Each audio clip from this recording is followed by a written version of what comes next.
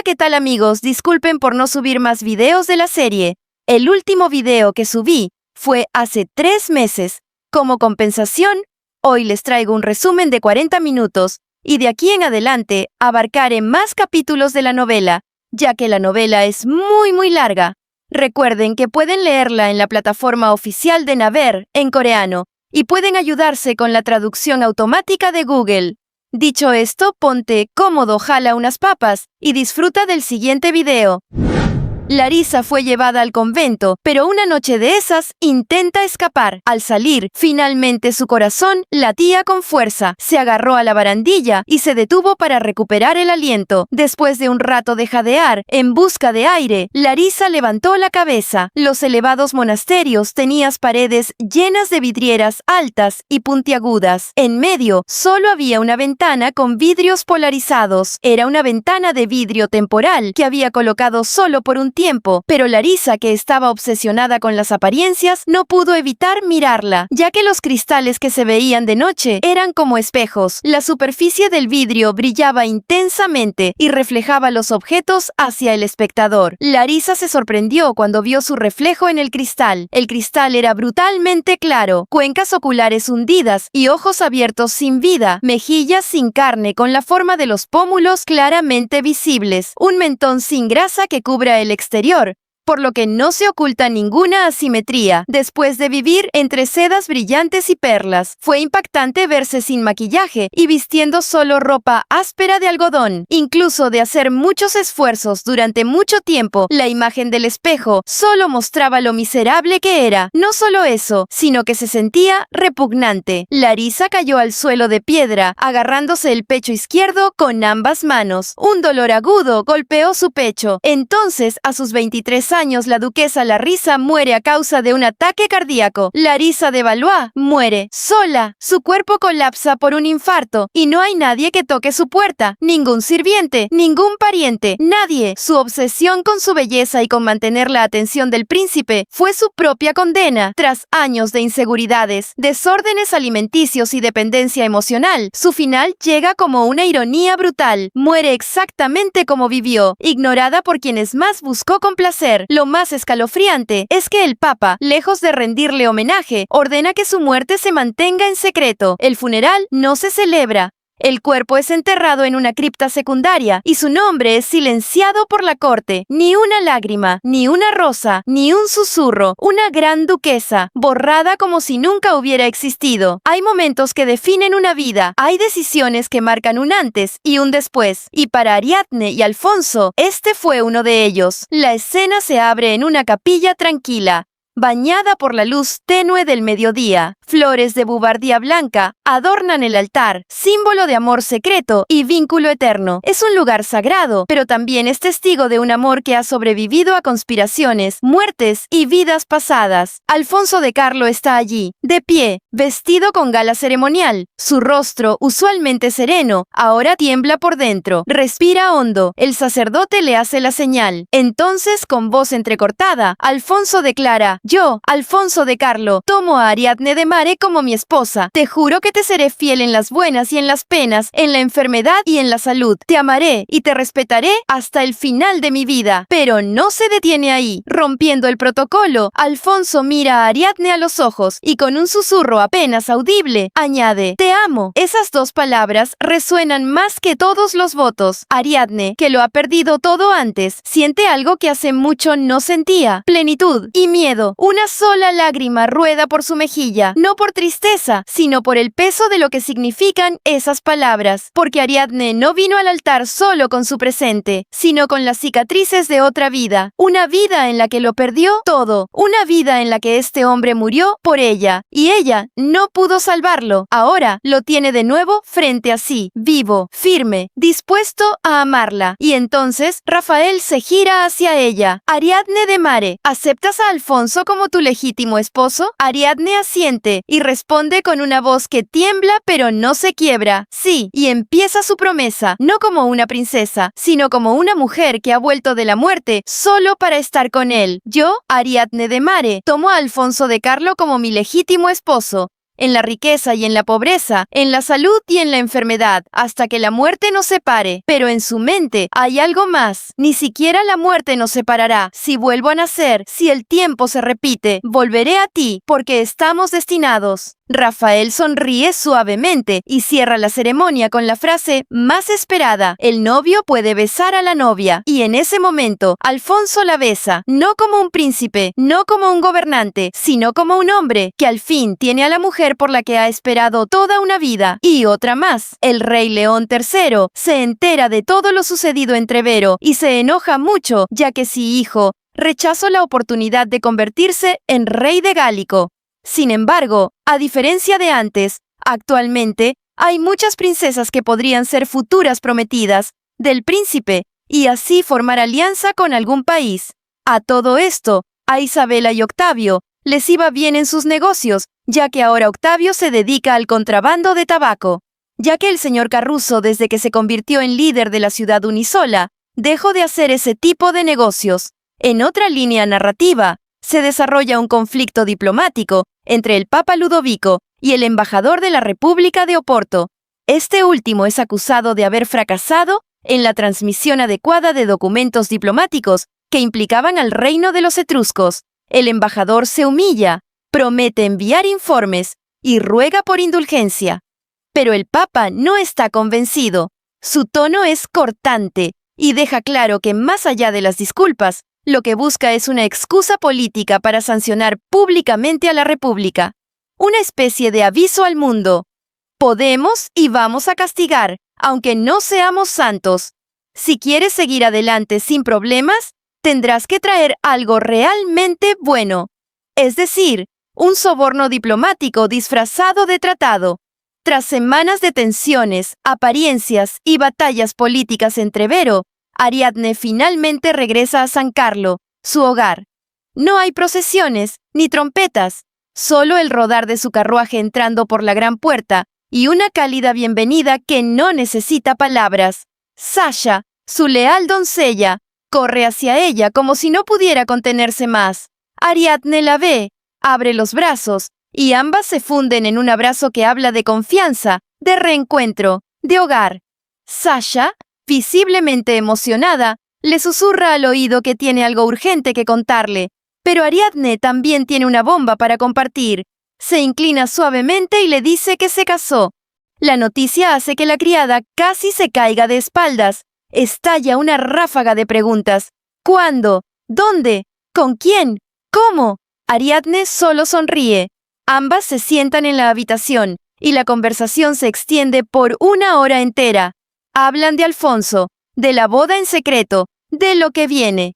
Pero entonces Sasha recuerda por qué la había buscado con tanta urgencia, ya que había llegado una carta importante, enviada desde Taranto. La misiva está firmada por Bianca, la joven princesa investigadora y aliada de Ariadne. El contenido de la carta es breve, pero explosivo. Hermana, lo encontré.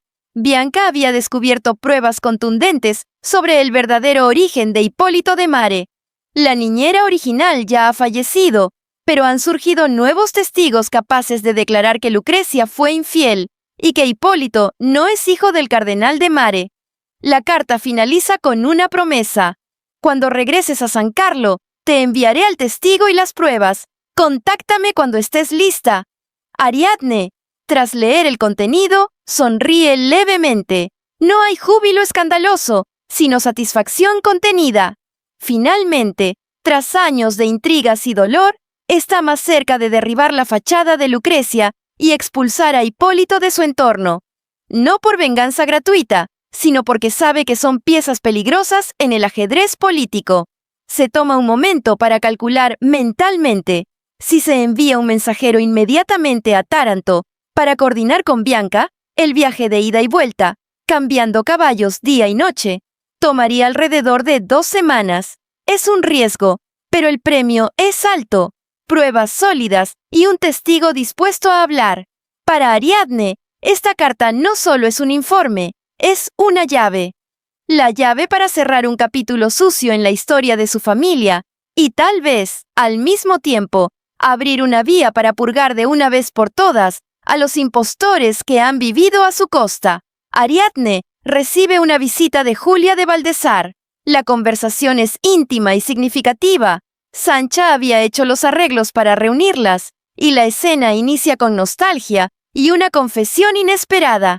«Estoy casada», le dice Ariadne. Julia abre los ojos con asombro. ¿Con el príncipe Alfonso?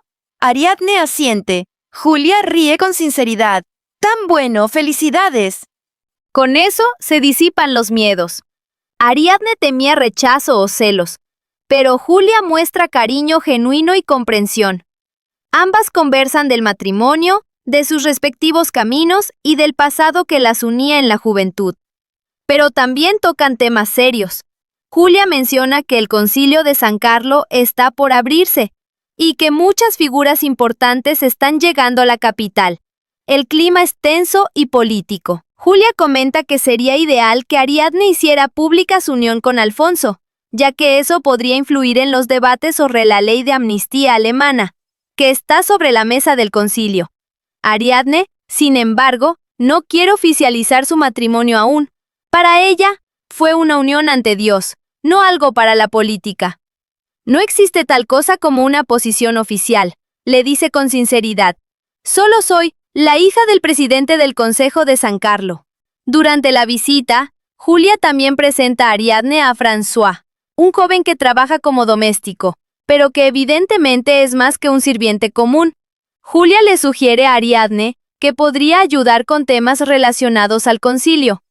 François, con aire elegante y reservado, la saluda. Su sola presencia despierta la curiosidad de Ariadne. La conversación entre ellos es breve, pero deja sembrada una semilla para eventos futuros. Vemos a Hipólito borracho, descompuesto, con copa en mano, rodeado de cortesanos que lo soportan por conveniencia. Mientras se burla de todos, lanza una carcajada grotesca. «Ja, ja, ja. Mi padre se tira pedos en la sede papal». La escena es patética, pero poderosa. Hipólito no sabe que su caída está cada vez más cerca, pero su risa histérica es el sonido de un imperio que se agrieta por dentro. En esa reunión aristocrática en San Carlo, donde Hipólito de Mare intenta ganarse la aceptación de los nobles locales, pero allí no lo consideran uno de los suyos, los nobles auténticos de San Carlo lo ven como un parásito advenedizo, un hombre sin título que intenta escalar socialmente a través del dinero cuyo origen también es sospechoso. Un aristócrata nativo lo enfrenta directamente. ¿No estás vendiendo el nombre de tu padre con el que ya rompiste? Hipólito, furioso y avergonzado, intenta defenderse, pero sus palabras no convencen. Se siente desplazado, inferior, incluso humillado. Solo logra salir del apuro porque algunos asistentes que quieren quedar bien con él lo salvan con una excusa festiva. Derrotado en lo social, Hipólito planea algo nuevo, acercarse de nuevo al cardenal de Mare, pero no directamente. Decide enviar primero a su hermana Isabela, usando el pretexto de una reconciliación familiar. Isabela, al recibir el pedido, estalla. ¿No sabes lo que hizo? Me tiró al convento cuando más lo necesitaba. A pesar de su rabia, Hipólito comienza a tentar su codicia. Le habla del concilio de San Carlo, del aumento de poder del cardenal, de las posibles oportunidades sociales si se acerca de nuevo a su padre. Isabela duda. Quiere recuperar la mansión con Tarini, pero necesita 120 millones de ducados. Sabe que ni su padre ni Octavio, su ex esposo, se los darán. Sin embargo, el nombre de Ludovico, el mismísimo Papa, y la mención de que podría asistir al concilio, despiertan su ambición. ¿Y si el Papa aparece? Tal vez tu padre te abra las puertas. La idea de volver a codearse con poderosos la seduce. Aunque odia la idea de inclinarse ante su padre, su situación económica es tan precaria que no puede permitirse cerrar esa puerta. Al final, cede a medias. Bueno, solo llámame una vez. Hipólito sonríe, satisfecho por haberla manipulado. Le entrega una bolsa de dinero como premio, pero deja claro que no hay más hasta que cumpla. La segunda mitad del capítulo nos lleva a Ariadne, que conoce a un joven apuesto de ojos gris azulados, llamado François. Durante su conversación, Ariadne empieza a sospechar de su identidad. Él se presenta como François de Sainte-Chapelle, hijo menor de una familia purgada, cuando Felipe IV tomó el trono en el reino de Gallico. Ahora que sus hermanos y padre han muerto, François ha heredado el título, al menos en nombre. Lo sorprendente es que François afirma haber sido compañero de juegos del príncipe Louis de Gallico y revela que, aunque se cree que la esposa del príncipe, Ana de la Azar, murió, en realidad logró escapar y tuvo un hijo. Ese niño, según François, es el heredero legítimo del trono de Gallico y está escondido cerca de San Carlo. El heredero del reino de Gallico podría estar en San Carlo, una amenaza directa al poder de Felipe IV y un potencial aliado o peligro, dependiendo de quién descubra su paradero primero. Mientras Hipólito juega con reuniones, manipulaciones y dinero, y mientras Isabela duda entre el orgullo y la ambición, en las sombras de San Carlo puede estar el próximo rey de un imperio. François desvela a Ariadne y compañía los verdaderos motivos que obligaron a la familia del príncipe Luis a refugiarse en el reino etrusco. La esposa de Luis, Ana del Azar, había perdido su linaje tras la muerte de su padre, ya que su tío, fiel partidario de Felipe IV, se había adueñado del ducado. Cualquier esperanza de protección por parte de su familia se volvió imposible. Así, François huyó con Ana, Luis y el hijo de ambos, buscando la protección de la reina Margarita del reino etrusco, pero lo que encontró fue una ciudad plagada de espías gallicos. El horror fue tal que François presenció al mismísimo sobrino de Felipe IV infiltrarse en palacio disfrazado de comerciante. Al poco tiempo, la reina murió y su hijo, el príncipe Alfonso, estaba ausente. François se vio obligado a ocultarse y esconder al heredero del trono. Anne murió poco después. François, desesperado, confió al bebé a una pareja humilde sin hijos en un pueblo fuera de San Carlo. Lo criaron con cariño, sin saber la magnitud de su linaje. Mientras tanto, François trabajaba en las sombras para asegurarse de que su sangre real estuviera a salvo. Años después, ese niño, ahora conocido como Luigi Lacio, vivía tranquilo, sin saber que era Louis de Briand, el heredero legítimo al trono de Gallico. Ariadne no perdió el tiempo, ordenó buscarlo, y cuando por fin el pequeño de 6 años llegó a la mansión de los de Marais, François no pudo contener las lágrimas. El niño hablaba etrusco, había vivido como uno más del pueblo, sin saber quién era en realidad. Ariadne, con delicadeza, le reveló su verdadera identidad. Tú eres el príncipe Luis de Gallico. Alfonso, firme y noble, se presentó como su nuevo protector. Luis lo miró con una mezcla de sorpresa y emoción. Sin embargo, su verdadera identidad se mantuvo en secreto para el mundo exterior. Ariadne tomó la decisión. Luis sería el nuevo rey. No importaba cuán fuerte fuera la sombra de Jean, el hijo ilegítimo de Philippe. Con Alfonso como tutor y protector, y ella como artífice política, Luis se convertiría en el futuro de Gallico.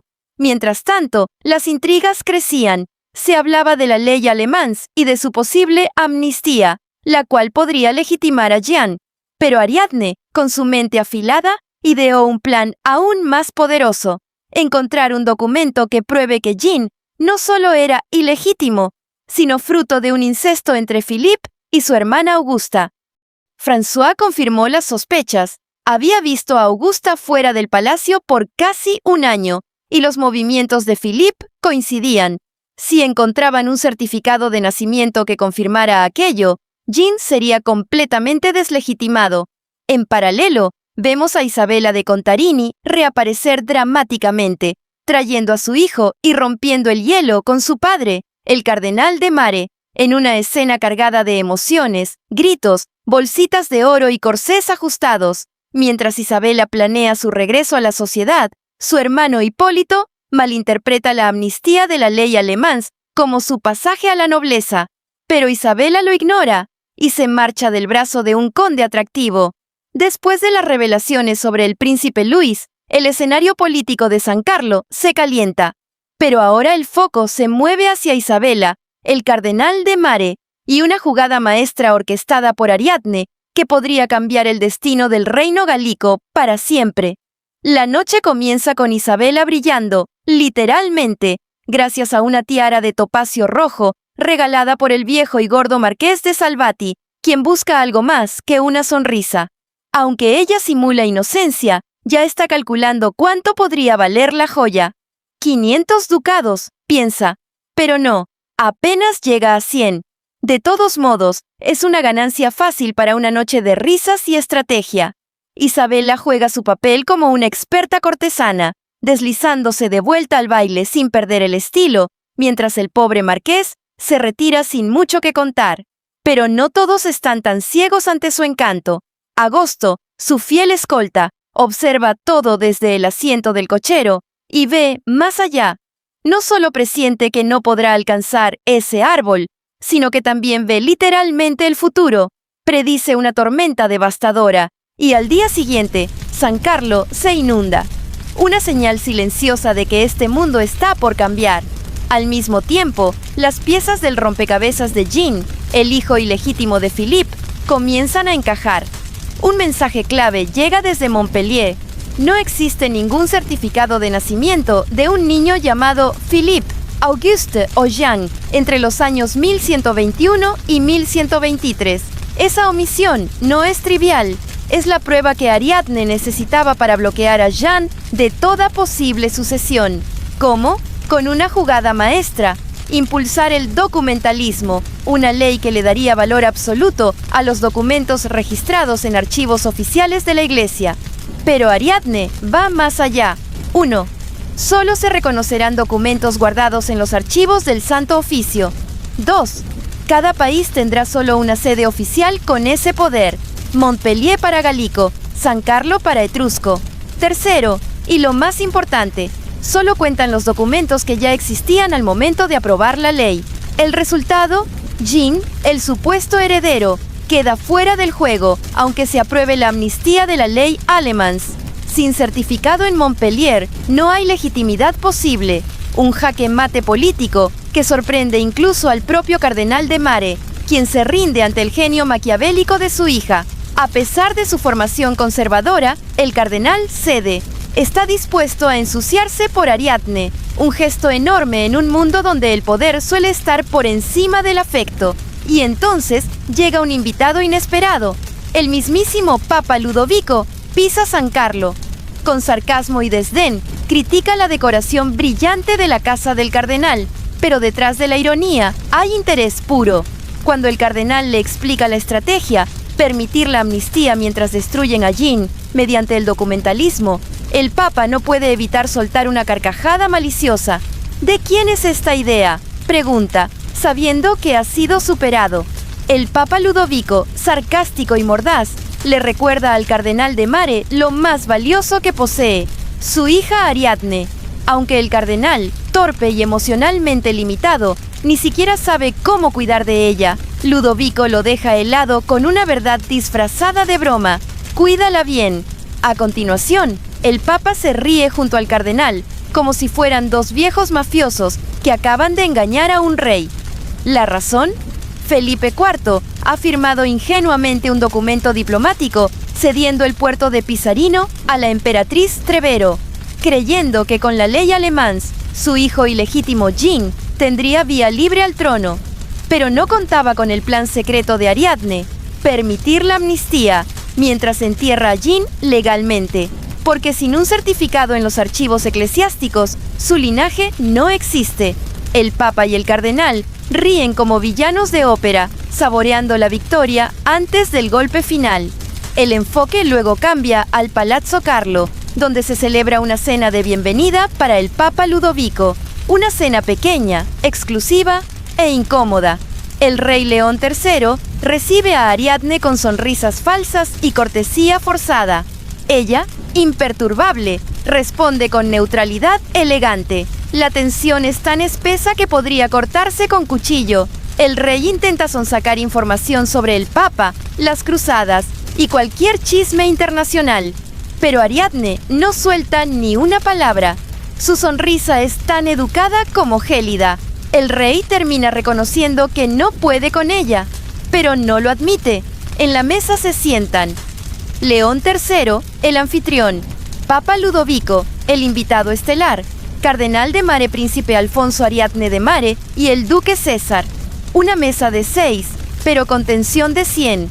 Ariadne y Césare están en extremos opuestos. Alfonso y Ariadne intercambian miradas cómplices. Césare, en cambio, solo puede mirar a Ariadne con el corazón roto y los ojos llenos de rabia contenida. La duquesa Rubina, madre de Césare, ha sido desplazada del evento y culpa a Ariadne de todo. Grita, maldice y al final finge estar enferma para no asistir. Pero el mensaje está claro: el rey ha priorizado a Ariadne y al cardenal por encima de su propia familia. La cena empieza. El papa entra con dignidad, se sienta y lanza una broma. Es como si hubiese regresado a casa para morir. Nadie entiende si habla en serio o se burla del rey. Pero Ariadne lo sabe. Ludovico ya aceptó su destino, pero aún tiene fuerza para dirigir la orquesta del caos. Mientras los platos se sirven y las copas tintinean, Césare, abandonado, relegado y humillado, no puede dejar de mirar a Ariadne.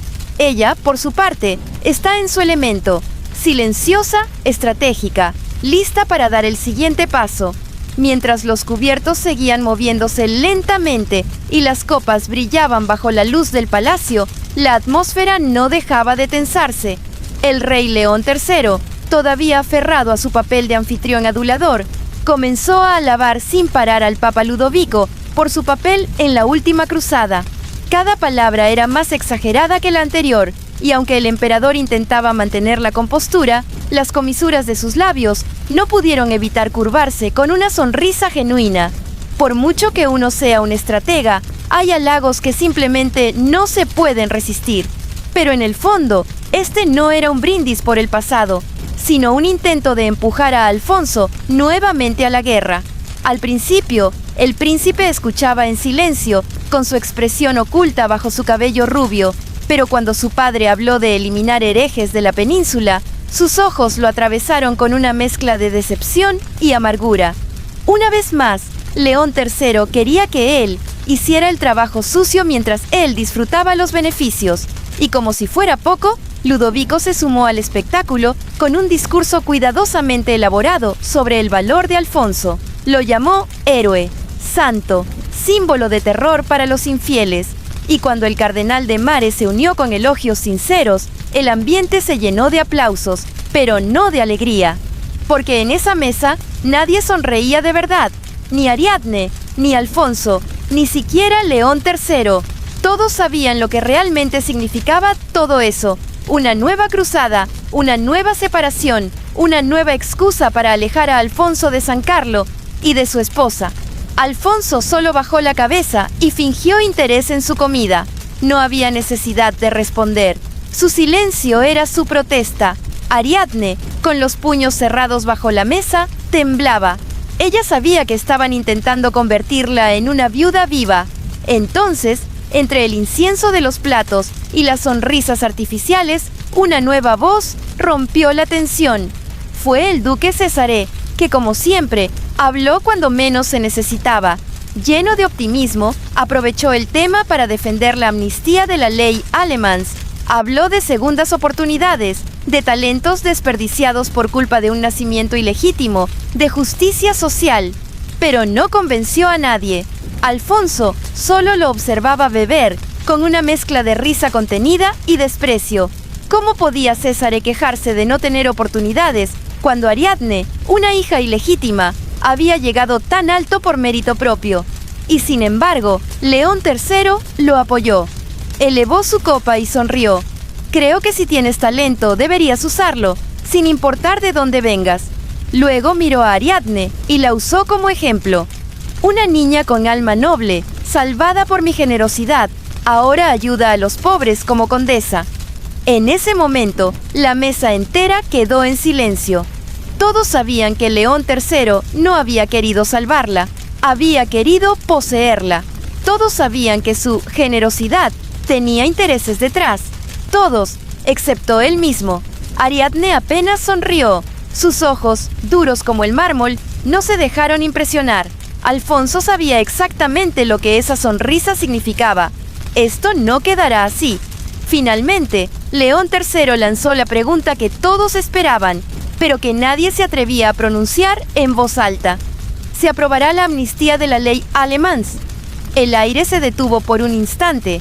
Todos los ojos estaban en Ludovico. La decisión del Papa no solo definiría el destino de Gian, el hijo ilegítimo de Felipe, sino también el de César, el de Alfonso y el de Ariadne, la mujer que ahora era el centro silencioso del poder. Y tras la gran pregunta lanzada por el rey León III sobre la ley Alemans, el mundo contuvo el aliento. La respuesta del Papa Ludovico fue tan clara como inesperada: estoy pensando positivamente.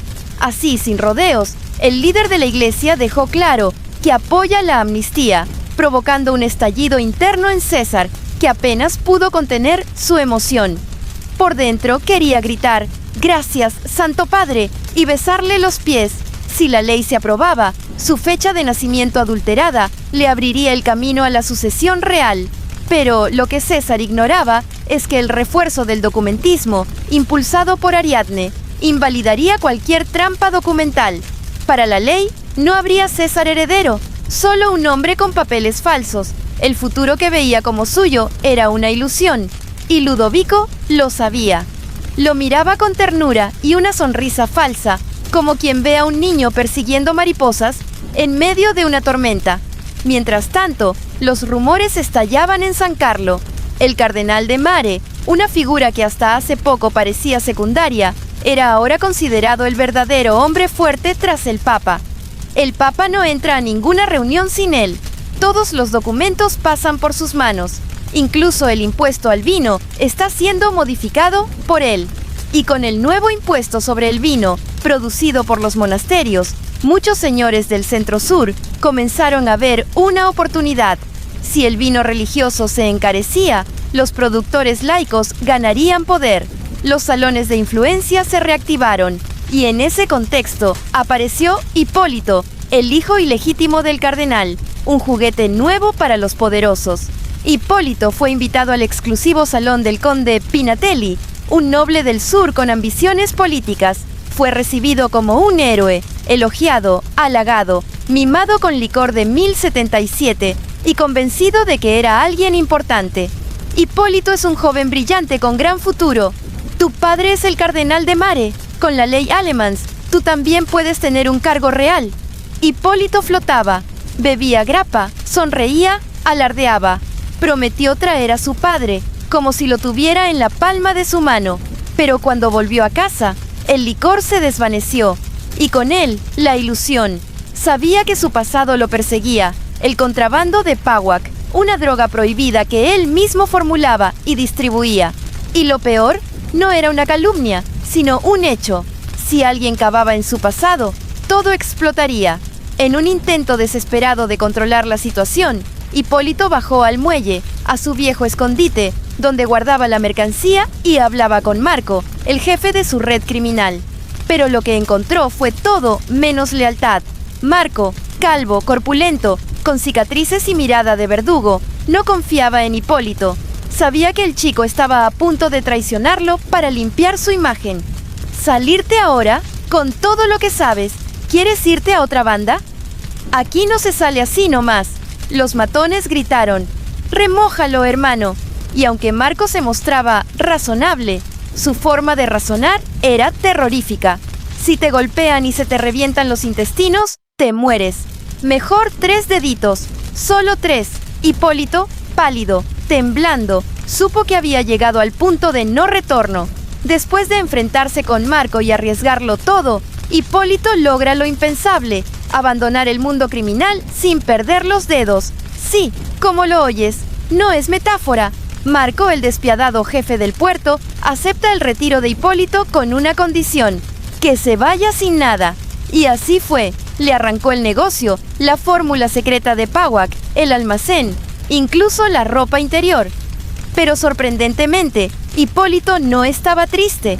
Salió con apenas 100 ducados en el bolsillo y una sonrisa, porque en su cabeza ya se veía como gerente del Vaticano, manejando influencias, cobrando comisiones por cada ascenso dentro de la diócesis y ganando más dinero sin moverse de su escritorio que en las calles.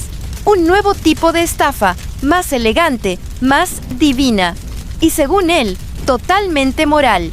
En su sueño feliz, ya no necesitaba esposa ni amor, solo una gran dama que le diera título. Ni siquiera aspiraba a convivir con la misma mujer toda la vida. Para Hipólito, el matrimonio era un trato, no un sentimiento. Pero el cielo tiene una forma cruel de reírse de los hombres confiados. Mientras tanto, Ariadne se preparaba para lanzar su ofensiva final. Recibió a una mujer llamada Galeazzo María, hija de la cruel administradora que la maltrató en su infancia.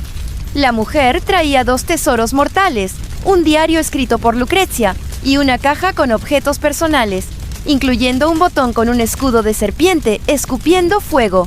Ese diario contenía la historia real del nacimiento de Hipólito. Lucrecia, joven y embarazada, fue abandonada por Lorenzo, el verdadero padre biológico de Hipólito. Prometió volver por ella, pero nunca regresó. Desesperada, Lucrecia se negó a aceptar la ayuda del sacerdote Simón, que intentó responsabilizarse.